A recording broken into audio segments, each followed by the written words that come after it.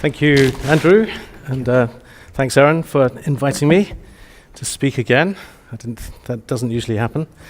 Thank you to Frank O'Mani, who I was sitting next to, who wrote the second part of my story. I should say my former friend, Frank O'Mani. Thanks for that, ruining my rest of my life. As Andrew says, I'm going to sort of lift the lid on brand storytelling. Everywhere you go, every article you read, every blog, every marketing email, newsletter that you get talks about content marketing, brand storytelling, blah, blah, blah. So what's it all about? I'm sure everybody you could ask everybody in this room and you'd get 50 different answers. So we're going to look a little bit at the kind of the discipline of brand storytelling and just be clear about what it actually is. Secondly, we're going to look at, well, why would you bother doing it? And more importantly, and this is where we're going to spend most of the time, looking at how you actually do it. Some of the best practices. These are mostly case studies of ours, and I'm sharing the insights and the results and the know-how that we've gained over 15 years. We named the company Story back in 2005 when nobody was talking about brand storytelling. It was the longest elevator pitch in the world. I'm glad that everybody now is talking about it, and I think it's time for us all as an industry to sort of come together and on the notion that a rising tide floats all boats. And really, it answers the central question, to buy or not to buy. That is the question. And how do people decide? We've spent the last 70 years in what we call, what was the advertising age. I think we're now very much in the post-advertising age, and we'll go into some of what that means before we go into the how. Where knowing that your brand exists, it isn't enough just for your audience to be aware of your brand. So what? What do they think about your brand? How does your brand make them feel? It's just not enough to be aware. They've got to like your brand. But how do you make them like your brand? Because it's a really, really confusing time to be in marketing. As I say, is this the end of advertising? This was a report from about 6 months ago. And we really are entering the post-advertising age where interruption doesn't work anymore. Consumers have grown wary of interruptions. They don't want to be interrupted. They're in the middle of a perfectly good story, and then some arsehole comes along and says, "Hey, buy my product." No, that's not going to work. You're not going to buy their product. In fact, if anything, you now have an emotional feeling with that brand, and it's not a very positive one because they interrupted a very good story. What's more, not only is it annoying, for 70 years we couldn't do anything about it, now we can. Now we have the technology to filter out any annoying messages that you don't want to hear. And consumers will only receive messages that they want to hear, and typically they have to be either useful or entertaining. And 38% and this was probably 12 months ago, 38% of people have downloaded some form of ad blocker. And that's just going to be increasing. So everybody rushes around going, okay, I know, there's this new thing, influencer marketing, great, we're going to go and spend at least half our budget on paying these famous influencers. Well, think again. Sure, an influencer campaign is definitely a very valuable part of anybody's campaign, but be wary. This was in Ad Age, I think back in April, where they found that the number one advertiser using influencer campaign was actually using influencers of whom 78% were fake followers or had fake followers as part of their audience. They're bots, basically. So all of that money, what a waste, or at least 78% of that money was a waste. So brand storytelling doesn't have to be complete fiction. It doesn't have to be a made-up story. Far from it. Actually, the best brand stories happen to be true, and they happen to be authentic, and they happen to be ownable.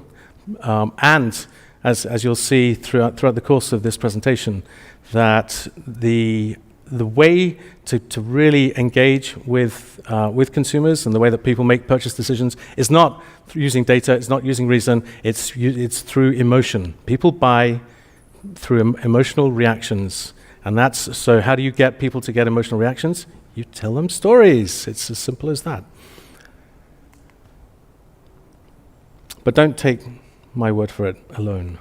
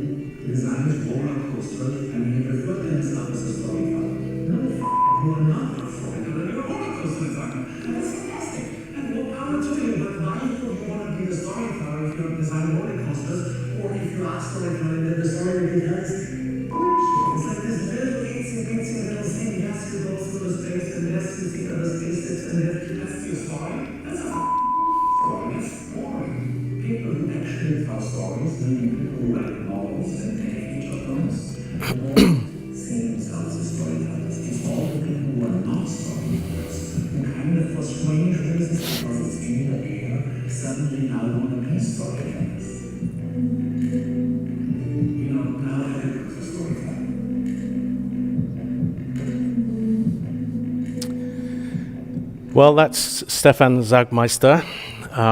He's got a particular point of view about storytelling, and I love him. I love him to bits. I really want to meet him because he's not holding back there at all.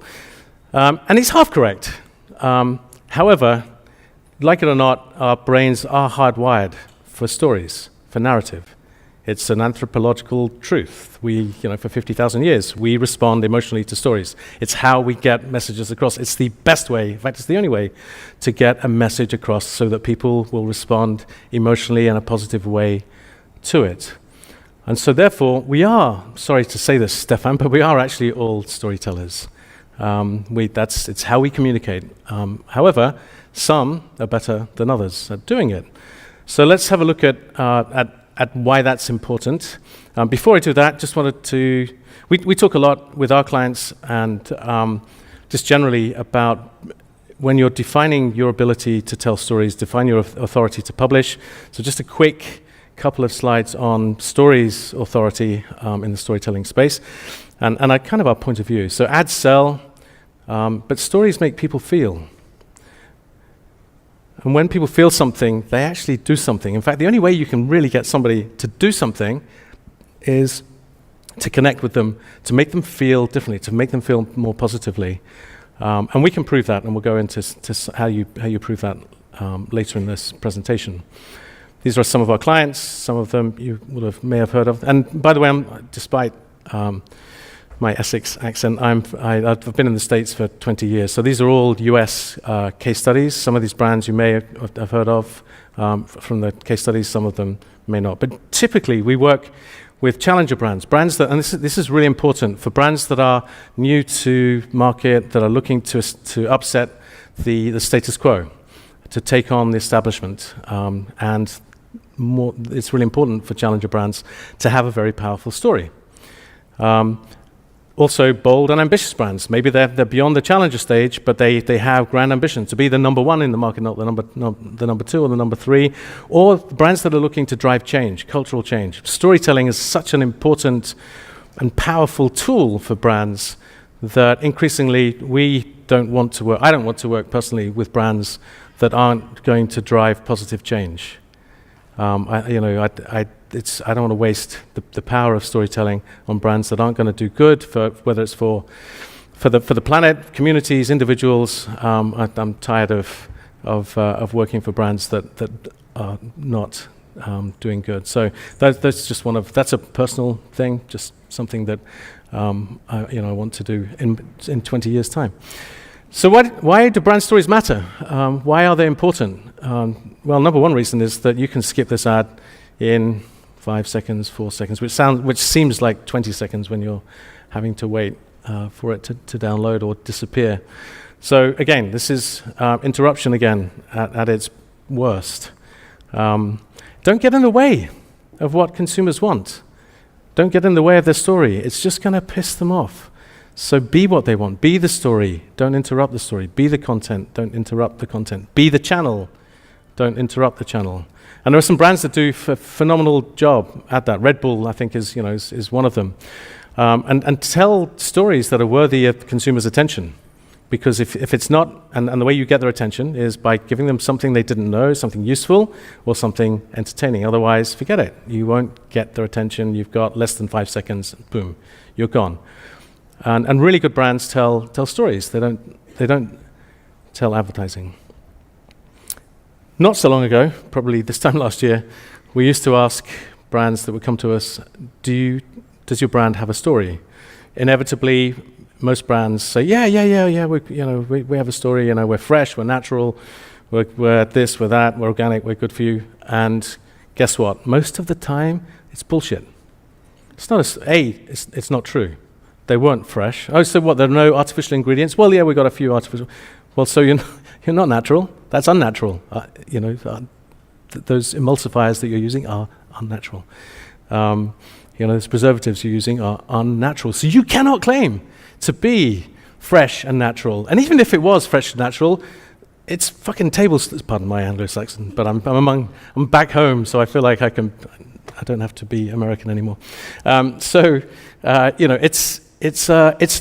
ownable. Those are table stakes. Fresh and natural is if you're not, you're dead. You're dead in the water.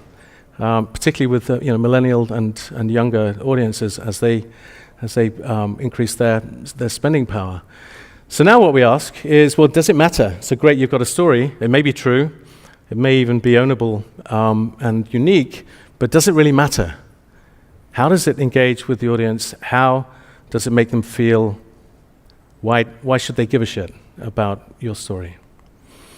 And really the way that you sort of answer that question is, well, first of all, is it authentic? Is it true? Is it something that really is kickable, that they can, because if you lie, you're going to be found out. We live in an age of transparency. You cannot lie as a brand. Your story has to be true. And does it make people move to act? Is it such a powerful emotional story that it's going to get people to do something? Whether it's as simple as just sharing a Facebook post or sharing a piece of content, a YouTube video or something more powerful, like going to actually buy a product. Does it stimulate some kind of desired response? So at the beginning of this, it was like I think the other title for this was How Aristotle and Jeff Bezos Would Save the Green Giant. Well, let me unveil the mystery of that title, which is that over 2,000 years ago, Aristotle wrote the 3 creative truths, or the 3 modes of persuasion: logos, ethos, and pathos. So logos, or logic, using reason, using facts, data, analytics, research, and so on, to try and persuade people how to do things. That's one approach, and I would argue that for the last 50 to 70 years we've been using facts, details, like if you're a computer manufacturer, how many gigabytes does it have? How fast is the speed? How up? It's just facts. It's not a story. You're not going to buy something based on the fact, it's discounted 10%. Maybe if it's a winter sale, maybe if you've already decided to buy that car, it might stimulate you to buy it because of a special offer. But for the most part, and increasingly, we live in a world of data and analytics, particularly in the digital world. It's important, but it's not the only basis on which you can reach an audience, and it's certainly not a basis to plan a campaign. Ethos was his second, the credibility. What is, how credible, how authentic, how ethical is your brand, is the second mode of persuasion. And I think increasingly more and more brands are realizing that they have to be ethical. As a friend of mine once wrote, or once spoke at a conference, the only way is ethics going forward for brands. The brands that are going to survive are ethical brands. If you're not ethical, you're not going to be around. The one I think that we really ignore to everybody's detriment is pathos. building an authentic bond with your audience through emotion. I think there's too much logos, there's too much data, too much facts, too much analytics, certainly not enough ethos and very little pathos. So, and the way that you create an authentic bond is by creating great stories that people can resonate with and can engage with. And then 2,000 years later, and change, Jeff Bezos said this. And the thing I have noticed is that when the anecdotes and the data disagree, the anecdotes are usually right. There's something wrong with the way you're measuring. And that's why it's so important to keep you need to run something that where you're doing, shipping billions of packages a year. For sure, you need good data and metrics. Are you delivering on time? Are you delivering on time in every city? Are you delivering on time in apartment complexes? Are you delivering on time in certain countries? You do need the data, but then you need to check that data with your intuition and your instinct. He goes on quite a lot, actually. But the main point there is that, and this is Jeff Bezos, the richest man in the world, the guy that, basically invented home shopping and home delivery, digital delivery. I was so shocked when I came across this, and it perfectly illustrates what I'm talking about, which is that data is important, sure. That first mode of persuasion, logos, yep, absolutely. But anecdotes, if they're not backed up, if the data isn't backed up by anecdotes, by stories, by intuition, by really listening to how people think about your brand, to the stories they're telling about your brand, then you're going to miss something if you're just relying on data. And apparently Bezos is relentless about using narratives in his company now, so that the top executives at Amazon, they're banned from using PowerPoint or Keynote or any other presentation software. Sorry, Jeff, you wouldn't like this. That's why I don't work at Amazon, but among other reasons. They have to write 5-page narratives. If they're doing a business presentation, we're going to launch this product line, this is how it's doing, this is the marketing plan. They have to write a narrative as to why they're going to do this and justify it, and there has to be a beginning, middle, and end. There has to be tension in the narrative, and so on. So bless you, Jeff. And he lives in my city. Hopefully, if I ever get the chance to meet with him, I'll tell him that I quote him everywhere I go. But it's and obviously he knows something about human experience. He wouldn't have built Amazon if he didn't understand how people work and how anecdotes work. So that's just some of the background to how we think about brand storytelling and why brand storytelling is important, how stories work. Let's talk a little bit about story finding. There are, and a lot of presentations today, including the one previously, which was excellent, by the way, on creating video. So if you're going to create content, how do you go about creating content? Before you start to create a single pixel or create a single molecule, what do you need to do? Well, you better understand who you are and what authority you have to tell a story. And we call it story finding. There are all kinds of ways that you can go about this, including having a story, a discovery workshop, where you really dig deep into the brand's DNA. You really get to understand why the brand exists. What's its ethos? What's its narrative? So you take the data and you sort of peel away the layers. I think a lot of brand marketers they take the data and go, oh, this is what everybody thinks about the brand. Great, all right, we can create a campaign based on that data. No, you need to understand why the data exists. Why do 73% of people think this? And the only way you can understand that is to dig deeper, and it's really based on the notion that data is the plural of story.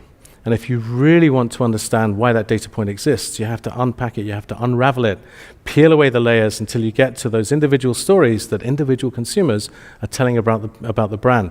When you then amalgamate those stories into a whole, then you have a data point. But unless you go through that rigor, and it takes time, but otherwise you're just going to ready, fire, aim.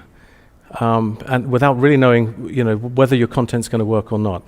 We, at the end of this, you end up with a story platform. You end up with a narrative that tells the story of who you are. And it's not a tagline, it's not consumer-facing, it's the North Star that informs your creative teams, your agencies, your resellers, your channels about the story that you want them to tell about your brand. Whether it's an ad, whether you're a barista at Starbucks, whatever you are, it inspires every piece of communication that's told about the brand. And again, it's not consumer-facing. You won't see this in any of the ads, typically. It's your brand ethos, as Aristotle would say. So our claim to fame, if we have one, is that we saved the Green Giant. I don't know, is the Green Giant is popular in the UK? I can't remember. Does everybody know who the Green Giant is? Yeah? No? Jolly Green Giant, ho ho ho, beans and sweet corn and frozen vegetables and canned vegetables and so on. Anyway, he's massive. He's an icon in the US. And the General Mills is the brand that owns it. We got in touch with them a few years ago and said, hey, do you have a brand that's in need of updating its story? They said, yeah, Green Giant. We're thinking about killing the Green Giant. We think he's irrelevant now. We're not going to, I don't think we're going to continue with him anymore. And we said, hang on a second, that's you can't do that. That's like, I don't know, killing Superman or he's an icon. America will just unravel if you kill the Green Giant. Let's see if we can figure out a way to save him. So we did. We went through the process of story finding. We got all of the parts of the company, and if you're going to, and for those of you that are on the brand side that have multiple disciplines within the brand, within the company, it's not just good enough to get the marketing folks in a room, because you're going to just create some kind of marketing bullshit. You need people that are on the front line, that are in product development, that are in sales, that are in technical, that are maybe in the supply chain, maybe they're from finance, and get maybe up to a dozen folks into the room. And we typically go through about 9 different narrative exercises, including going through the audiences. So here I think the Green Giant was focusing just on young mums, and yeah, maybe the Green Giant was less relevant to sort of older families, but you can't ignore the older families, or you do so at your peril. So you go through the audience. We create story circles for each brand pillar, and each brand pillar is like a strand of DNA for the brand. It's who the brand really thinks it is, and these are true pillars. These are authentic. They are trustworthy. They are expert and knowledgeable. They are authentic. And what does that mean in terms of the particular brand? And how can you start turning those into ownable language? This one's my favorite. Is any of you familiar with the whole archetype exercise? There's a book called The Hero and the Outlaw.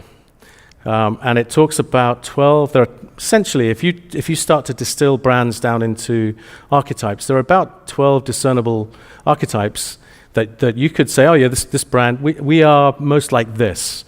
And it's a really, really interesting exercise to do if you're trying to really figure out your brand story and your narrative and your ethos. And so we went through this with the client, and they said, oh, we're like Florence Nightingale. The Green Giant is like Florence Nightingale. He's kind of anodyne. He's the innocent. All right, that's one of the 12 archetypes. And we said, are you kidding me? That's no wonder if that's what you think of him. No wonder you want to kill him. He is anything but. He is a hero, and every single person, one after the other. When we asked them, of these 12, and these were consumers, these were potential customers of Green Giant and existing customers of Green Giant, who would you say was the closest archetype that resembles the Green Giant? It was the hero. It was Russell Crowe in The Gladiator. He would smite off your head if you looked at him the wrong way. And the client, the Green Giant, were like, no, come on, he's not like that. He's humble, and he's kind of invisible. And you can see on the packaging, that from the 60s to 70s, the Green Giant was just getting reduced to midget, actually, to less than a giant. I can't say that word here, can I? No. They were shocked, and they were like, "There's no way we can go with the hero." And so we actually created a 13th archetype, which was the protector. So the Green Giant is like Obi-Wan Kenobi, right? He's seemingly benign, seemingly innocent, seemingly, all good, all caring, but don't piss him off because he's got a lightsaber, and he too can cut off your head, just like Russell Crowe. So they settled on that, and we were also, and this is another exercise which you have to do, the Brandt Pyramid, where you start at the bottom, which are entry stakes. What are the to be in the CPG, market of FMCG market? What do you need to have? What is your brand? What are your brand attributes? What do you need to have? And then what are more valued attributes that maybe not every brand has, that you have, that you can claim? And as you go sort of further up the pyramid to the apex, what are the differentiators? What are the things that set your brand apart from every other brand? Now you might think, no, there's no way we're the same. We just do this. There's a ton of people that just do that. Guarantee that there is something that you do that none of your competitors do, and this exercise will find it. If you get enough, this is very much like an investigative journalistic process where you get people in and you say, well, hang on a second, you just said that. What do you mean by that? And you dig deeper and you dig deeper and you dig deeper. And what we learned with Green Giant and with General Mills is that most of their produce they're from Minnesota, right? But most of their produce isn't grown in Minnesota, because if you know your US geography, it's way up north, and there's a lot of stuff that grows up there, but not year round. So a lot of it's grown in Mexico or in California, in southern states. And what we found was but they control the seeds relentlessly. They are seeds that were grown and come from plants that were grown in Minnesota, and they control the quality because they know that these seeds grow in a particular way and that they can be relied on for a particular type of produce. They don't tell that story anywhere. And they're also packed with nutrition. They're much more nutritious than a lot of other seeds that other manufacturers grow. Again, like, when were you thinking of telling that story? That's a really powerful story. And so we ended up with a narrative which was the natural guardian of growing.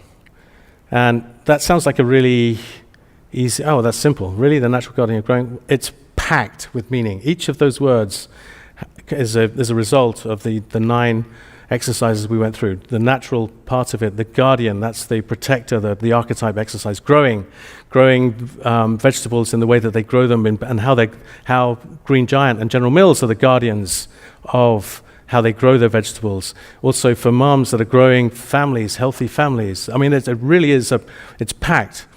You won't ever see this in any Green Giant advertising. You'll never see the natural guardian of growing. What you will see are stories, whether it's a TV spot or a billboard or a social media piece or a video, whatever it is, you will see this narrative being told. And that's really important, that whoever is telling your story, that it's consistent, because that's how you build trust with consumers, that the narrative, however it's told, the journey that you take consumers on, tells this story, reflects this story, and brings this to life. And as a result, they loved it. They thought, oh my God, we have a whole new story for the Green Giant, and to this day, he's thriving. But we're not doing the work for them, but if you look at any of the work that's being done for the Green Giant, you'll see that it ladders back to this work that was done like 5 or 6 years ago. So that's the story finding part of it. And part of the output, you can create booklets, you can create ways to tell the story so that if the agencies or the people in the organization that weren't part of that discovery process know, they have a guidebook, they have guidelines as to how to use this story and use it and you can get really specific about about how that story platform comes to life, whether it's for social media, use it this way, don't use it this way, and so on. So that's the story finding piece. So I do want to go back to, in fact, there's a newsflash just come in that we do not buy things for rational reasons. And this was a piece that I thought was really interesting and was very untrue because it's talking about long-term versus short-term sales. And basically, if you want to use brand building, then using emotion is a great way to do that. I don't disagree with that one bit. Absolutely, it's a fantastic way. But then they talk about using factual persuasion somewhere in that paragraph on the right there. I don't know that I've got a pointer here, but they talk about factual persuasion. Bullshit. There's no such thing. It's emotional persuasion. Forget factual persuasion. Nobody gets persuaded by facts. Maybe 5% do. So think about the process. You go buying a house, buying a car, buying anything. You don't go, all right, well, I'm going to do a spreadsheet and we're going to do a scoring system on Audi versus Mercedes versus Lexus versus BMW. And then I'm going to score them based on attributes, based on, I don't know, MPG, based on this, based on that. But no, you see a brand new model as you go, but what the heck is that? Oh man, I'm in the market for a new car. I need a new BMW. I need a new Mini or a Tesla or whatever it is. It's an emotional reaction. You imagine yourself in that, and suddenly you build a story about yourself driving that car. All right, when you come to what kind of financing you want, what kind of extras and all of that, maybe that's more of a factual process. But the initial decision to make that purchase is an emotional one. No such thing as factual persuasion. Bugger off. Emotion drives, so just in case you don't get it, emotion drives purchases. Get it? Emotion drives purchase. Stories drive emotion. Interestingly, all of the research and all of the data is not predicated on emotional response. It's all about rational response. It's all focus groups. It's all, do you know that the brand exists? Do you like or dislike this brand? Do you intend to purchase the product? How likely are you? Bullshit. This might give you some indications as to whether or not you're doing well or not doing well. It's certainly no way to really measure the emotional impact that your brand is having on people's lives. That's what this brain thing means. This is like history. Forget it. But all of the research is out there that most brands use is based on sort of rational responses, focus groups, and so on. They're an indication, but as Bezos said, and who are we to argue, that you need anecdotes as well as the data. So there's a better way. We've got one. I'll share that with you. There are plenty of others out there, and I'd encourage. And actually, there's a company in London called System 1 Research. I highly recommend you get in touch with them. They have been working with John Lewis for the last 6 or 7 years in terms of their Christmas campaigns, and they're highly successful.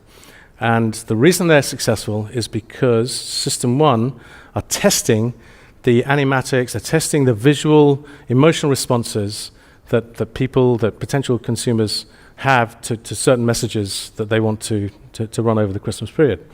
And they can predict, to win a really, really high degree of accuracy, the share, the sales that John Lewis is going to get on an annual basis, based on the responses they get. And again, you have 4 seconds to respond. It's how does this make you feel?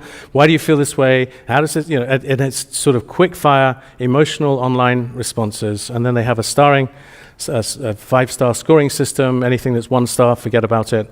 So we've worked with them, and like I said, I encourage you to get in touch with them because they know how to do this now. Can you measure stories?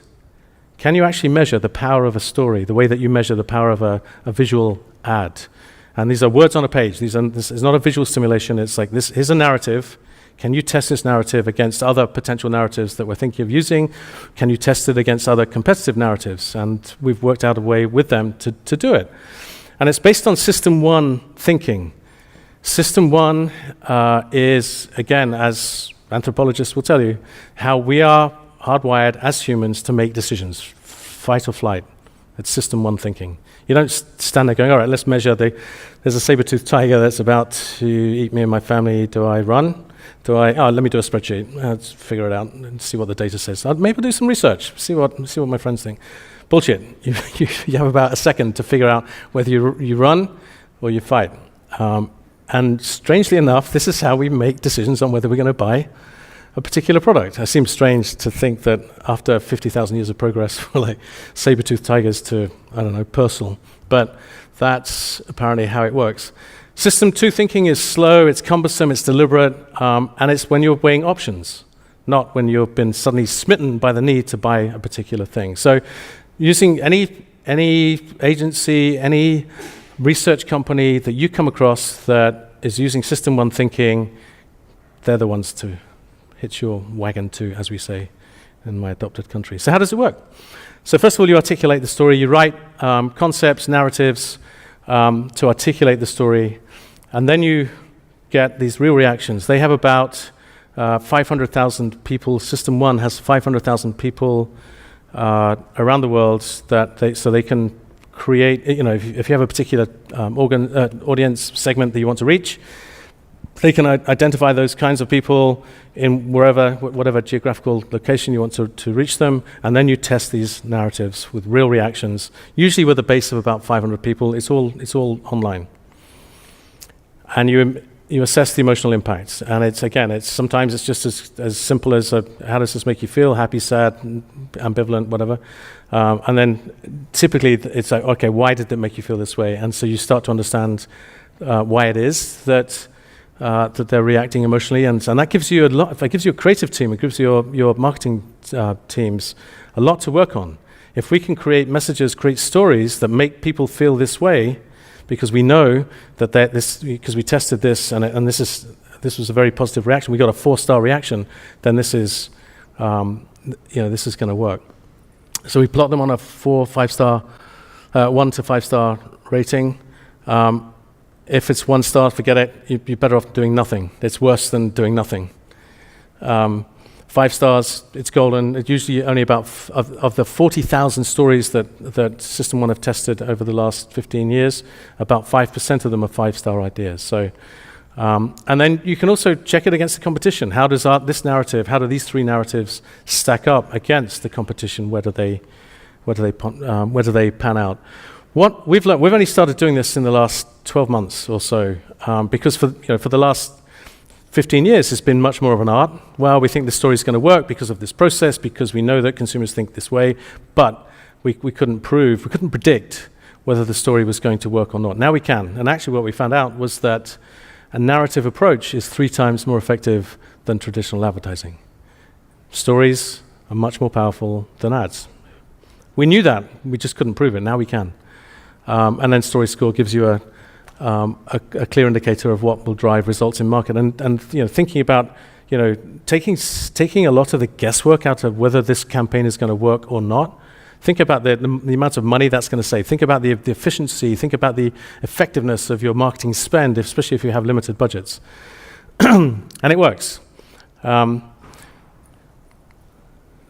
So just from a scoring predictive standpoint, measure the impact, predict how customers will react, and then before investing in creative concepts, media, or production. That's an awful lot of money to spend if you don't know if the story is going to work or not. You don't have to guess anymore. So I'll give you a quick example of this. This is a brand in the Pacific Northwest, outside of Seattle, where I live. This is a 100-year-old dairy brand. Everybody I talk to in Seattle, I'm like, do you know Dairy Gold? And they're like, yeah. I love their chocolate milk. I had their chocolate milk when I was a kid. So really high brand awareness, really low brand consideration. Like, so do you buy Dairy Gold for your family? Oh God, no. No, I buy this, I buy that. So they have a problem. They're 100 years old this year, which is a long time in Seattle. So they came to us and said, look, how do we need to update we need a new story to go into the next 100 years. We need to get more relevant. How do we do that? So it's also a very crowded space. There's there are lots of challenger brands, lots of obviously new organic this and there's a lot of challenger brands in that space. What we figured was that there's something really, really special about the Pacific Northwest. It has a reputation for raining a lot, and there's some truth in that, I can tell you from personal experience. But it's also the values of the Pacific. They're very honest people. They're very down to earth, very matter of fact. The Pacific Northwest was settled by a lot of Scandinavians, and there's a Scandinavian sort of directness that the Pacific Northwest still has. It also has some of the richest soil in America, and it's very fertile because it rains a lot, especially in the winter. So as a result, the cows are eating really that they have abundant food that's really nutritious. It's 25% more, has 25% more nutrition than, say, the food that they're eating in California, and it tastes really good. And another insight that we learned was that apparently happy cows produce more milk, and they produce better tasting milk. So the cows are also happy in the Pacific Northwest environment. These are really fascinating insights that, again, they're not telling this story. That nobody at Dairygold is nobody that I know, and anybody that we ask would know why it is that Dairygold tastes so good. It's because of all of these. A lot of them are geographical and geological factors. So we went through the finding exercise, and these are really and as Andrew mentioned before, the three steps to really effective storytelling. Start with the finding. If you go straight into making and telling stories, you're missing a beat. You're missing a really essential step. So even if it's just a half day where you get 12 people from the company in and go through 2 or 3 exercises, it's really important to do that. If you have the need and the budget, then if you can predict whether the story's going to work, great, score it, and then make it. And only then make it. But only once you have a platform that you know is honest, that's authentic, that's ownable. So we went through the workshop with these guys. These were remember the story circles I showed you before that were the sort of the DNA pillars. We arrived at 5. It's farm fresh, the integrity of the brand, the farmers. There are 500 farms that make up this co-op, the Pacific Northwest, and all of the features of that. It's really tasteful. There's a delight that people get, consumers get from tasting it. And the fact is, farmer owned and operated. It's not a conglomerate. It's not owned by Monsanto or whomever.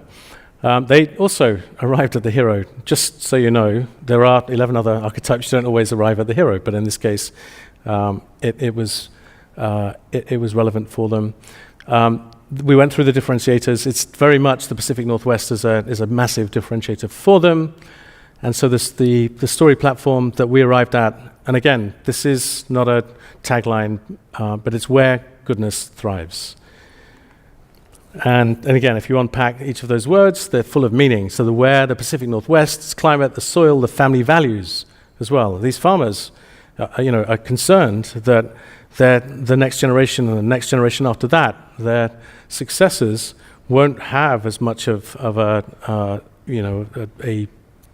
good life as they've had because the Dairygold is losing its relevance. So and they have these family values about passing on the values and so on, as well as the product quality, the goodness, the taste, nutrition, and so on. And then thriving. It's the cows are thriving, the families are thriving, the farmers are thriving, the consumers are thriving, everybody's thriving. It's a big, and it's where goodness thrives.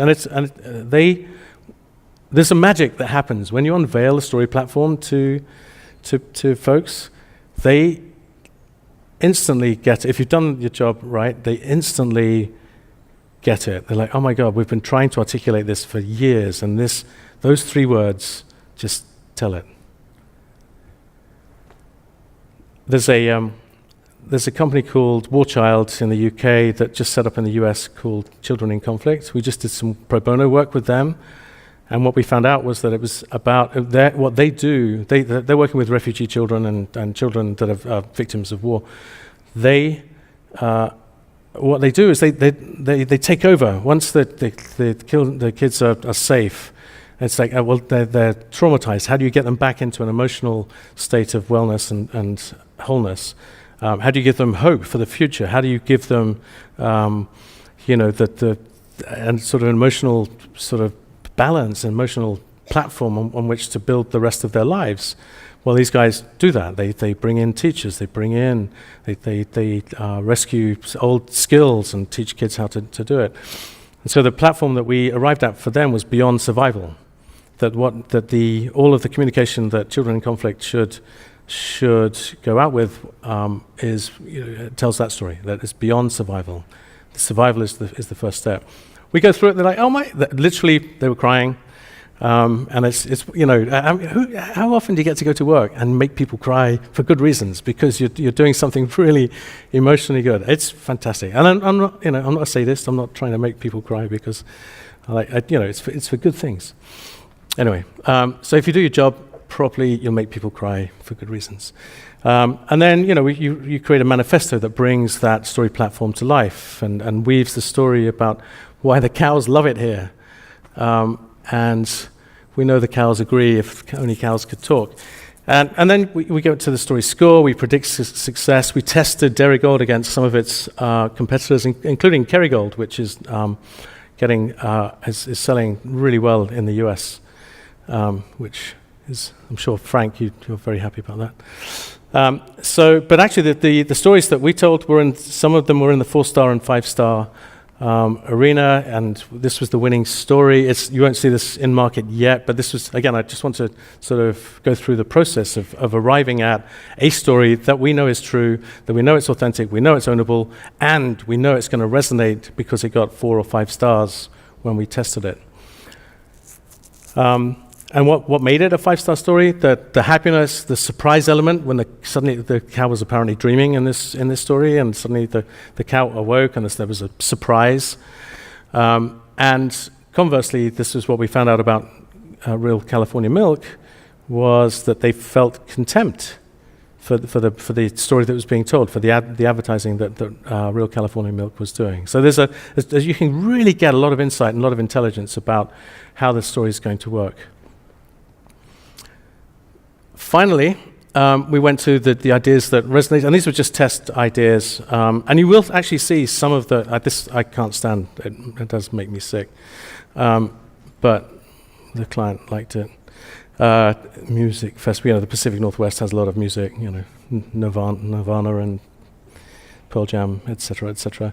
So this, in some cases, your platform can work as a tagline. So we suggested maybe coming to, when you arrive at SeaTac Airport, you get, Where Goodness Thrives, and that becomes an external face.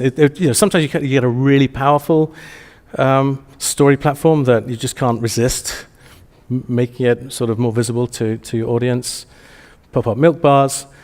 So this was the process, the finding the platform, Where Goodness Thrives, story score, and testing that, and what are the stories that are going to bring that to life, and then story making, which is where we're at. How are we doing for time?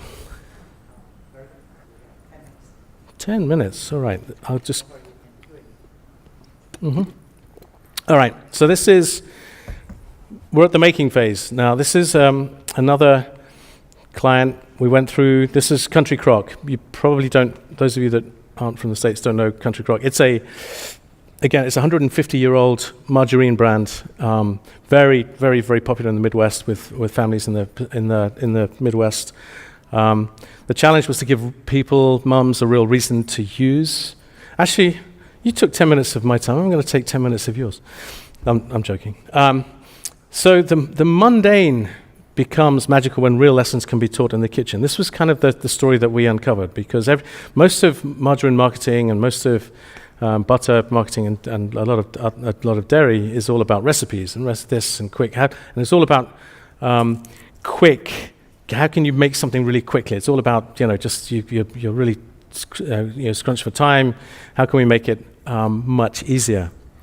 So this was I'll go back to the story that we made, which was so much good happens when we bake. This was kind of the campaign tagline, and you'll see this through everything from positioning, the concept idea, documentary films, campaign activation, online advertising, CRM, video, website, digital out of home, analytics.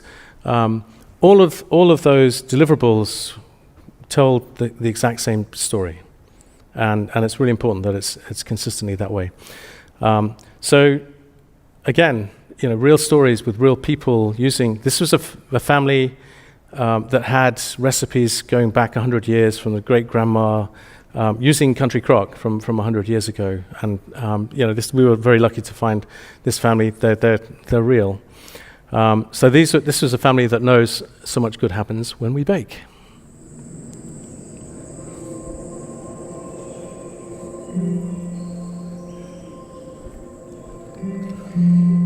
Mother's guilt, have you heard of that? Mother's guilt is always feel like you could be doing better. I can't believe my kids are 8, 6, and 4 already. I feel like I just brought me home from the hospital. In a world where it's so busy, I just try to keep the balance of the family, with everyone going different directions. She's the mom, and that's the most important job in the world. I mean, Holly and I constantly talk about if we don't take full advantage of our family, we're going to wake up one day and we're going to feel like we missed the most important thing. As a family, it's definitely hard to find the time to come together. So to stand in the kitchen and make, the same sugar cookies that great-great-grandma made, how special is that? It's exciting. They want to do it. You know what I mean? They learn patience. They learn to take turns. And I really do think it has an impact on their lives. It's so much more than just about the final product. It's the values that my mom taught me, and I want to be able to pass those down to my kids.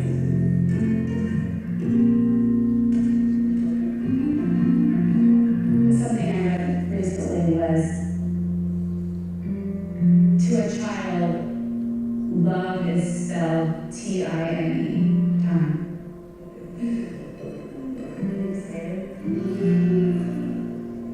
To go back to something so simple as baking, to see it grow and learn, it's the core of what a family is about.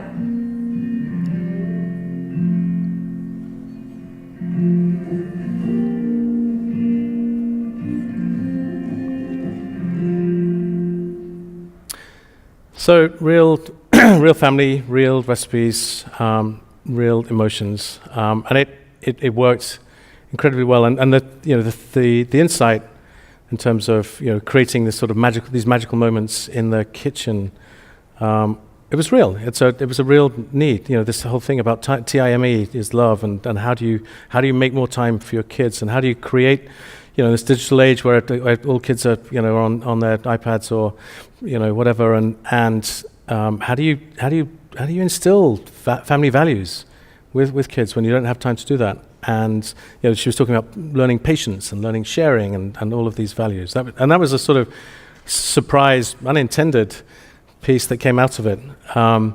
So it was a really successful campaign, and then as we sort of went through the process a little more, and we understood that actually there's something else that was missing. It was the same sort of When We Bake, the Magic of Home platform, but that mom had started talking about the creativity and how do you instill creativity, and that we've got the shared values. And so we came up with an idea, and I won't show this video, but this was essentially, we took over a grocery store in New Jersey and invited families in, and they were able to, and the 6-year-old kids were able to create their own cookie cutters in their own designs, whatever they wanted, monsters, dinosaurs, mum with bad hair, whatever it was. And then we used the 3D printer to give them their cookie cutter, and then they made cookies using that cookie cutter and got to take them home. And it was, again, it was a way using Country Crock and then we created a lot of media about each of those stories and so on. So it was really, and like I said, I won't show it. But the When We Bake video, 8 million views. It was 2 times our paid goal. Massive household penetration versus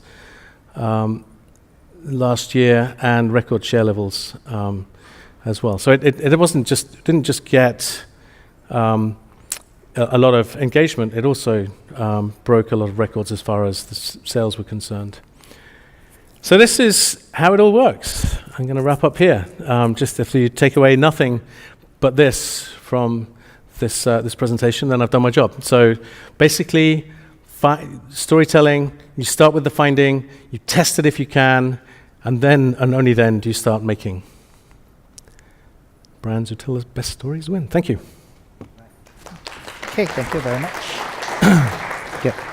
We have time for 2 or 3 questions from the floor. Oh, Frank. Yes, Frank. Okay. Frank follows me everywhere. I pay him It's to okay. be here Just to get ask into it. questions. Yeah. I don't know. I'll be the judge of that. Just, So my question is... just wait a while. Yeah. My question is about, have you ever come across a brand that you looked at and thought, well, we can't rescue this? In other words, Monsanto is always a good one for European people. But a brand that is so tainted that you think, well, there's nothing we could do. Or generally, do you think there are brands that can be brought back from having a really bad reputation? I'm an eternal optimist, so I would like to say yes. I mean, but I think it would be a very, very difficult job. I mean, think of some of the natural disasters we've had with some of the energy companies and how they've struggled to get back from the negative stories, the negative press that's happened there. Can they? Yeah, but they're probably going to have to work 10 times harder to overcome those negative stories and the negative impact. Personally, I typically avoid, unless they really do have a positive story and it's been mistold. I wouldn't want to work with them anyway. If they're tainted, screw them. You deserve it. It's just me. Anybody else? Okay. Anyone else? Yes.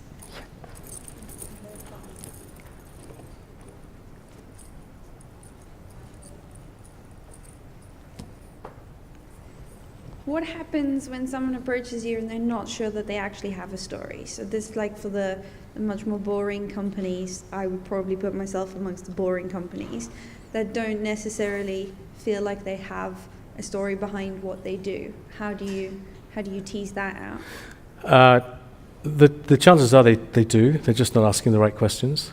And again, I go back to what I said before about that investigative journalistic process. And I'll give you an example. So we work with Lexus, the car company, and we said, look, we want to interview some of your engineers. We feel like there might be some stories in there. Like, no, we don't want to.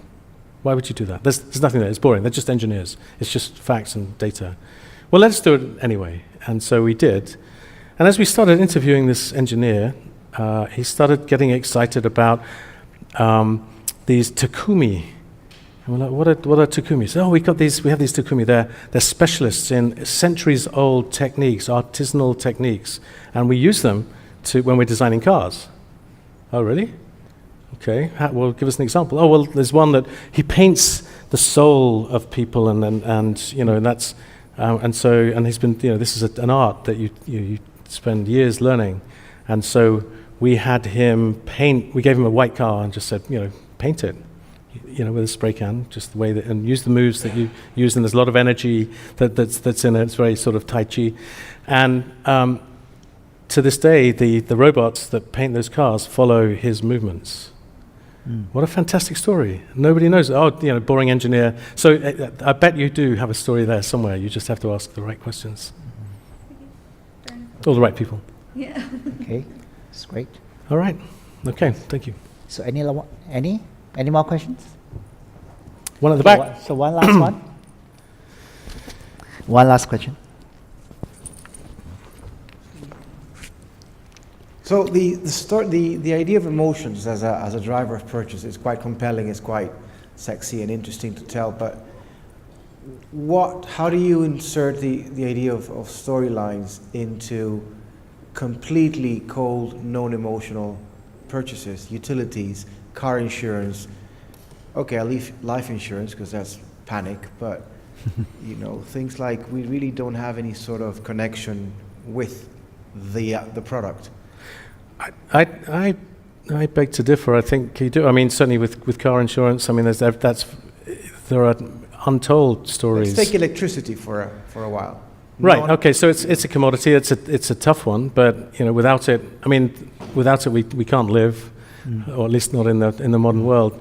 I'm sure you could find lots of stories that tell the story of electricity in ways, and the way that electricity versus other power sources, for example, have changed our lives immeasurably, and why it's a more beneficial power source and utility and so on. I'm sure there are areas that it would be difficult to find a story or to make something really emotionally impactful. I don't think electricity is one of them. I think that actually could be a rich source of material. Okay. All right. Thank you. All right, we can continue the discussion after this. Let's give Simon a round of applause for an amazing Thank you. storytelling presentation.